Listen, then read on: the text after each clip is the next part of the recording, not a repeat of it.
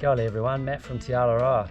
So this week I was meant to be walking the Queen Charlotte track, but thanks to COVID, no good.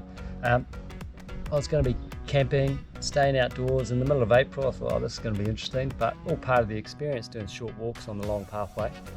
There was one little apparatus I was really keen to get used to and make good use of while I was out there, and that's this fella.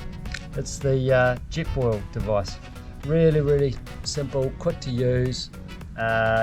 Going to heat up my dinner, heat up my breakfast, heat up my lunch, and probably most importantly, heat up my cup of coffee in the morning.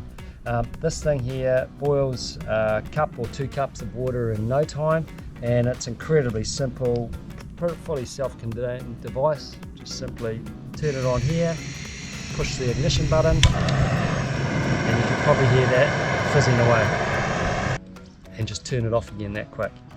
So they'll have to wait till next time, but if you are heading out for a couple of nights and you want to make sure you've got good cooking device and apparatus with you, I highly recommend the Jetboil technology.